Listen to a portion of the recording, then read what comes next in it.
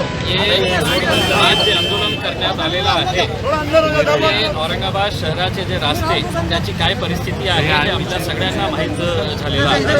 हे औरंगाबादमध्ये जेव्हा एक प्रवासी रेल्वे स्टेशनातून बाहेर येतो आणि शहरामध्ये जाण्यासाठी बाहेर निघतं तर शहराची परिस्थिती काय आहे रोडांची हे आपल्याला बघायला मिळत आहे। आणि फक्त एक रोड आहे तसं नाही आहे, आज औरंगाबाद शहरामध्ये अनेक असे रोड आहेत जे इतकं मोठे मोठे खड्डे झालेले आहेत।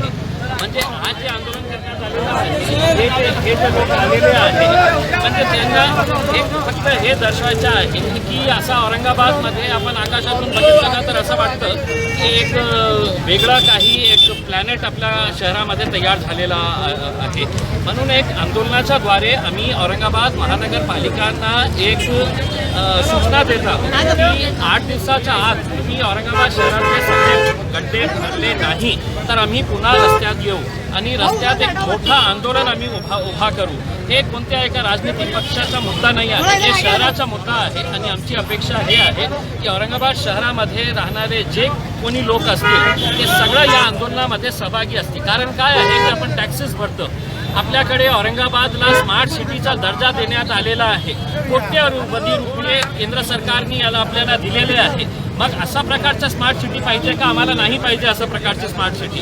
आम्हाला चांगले रस्ते द्या, आम्हाला दररोज पाणी द्या। कारण काय आहे की इतकं पाऊस पडल्यानंतरही आज का अशी अवस्था झालेली आहे की आपल्याला शहराला 6 आणि 8 दिवसाच्या नंतरच पाणी मिळत आहे।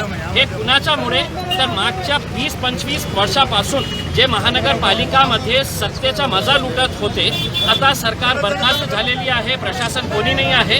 आमची विनंती असणार आहे जे प्रशासक आहे पांडे साहेबांना की आपल्याला एकटा अधिकार दिलेला आहे सरकारने की आपण एकटं हे निर्णय घेऊ शकतं की आपला सगळ्या रिसोर्सेस जे आहे ते शहराचे रस्ते चांगल्या करण्यासाठी वापरा। आणि जायकवाडी डॅम फुल झालेला आहे, हर्सूलच्या जे लेक आहे ते फुल झालेली आहे, तरीसुद्धा शहराला 4 आणि 8 दिवसानंतर पाणी मिळत असेल ते दुर्दैवी आहे। याच्या बाबतीत आपण लवकरात लवकर निर्णय घ्या आणि नाही घेतलं तर येणाऱ्या 8 दिवसानंतर आम्ही पुन्हा एक मोठा आंदोलन उभारू आणि एक मोठा मोर्चा महानगरपालिकेपर्यंत घेऊन जाऊ। Okay, thank you sir.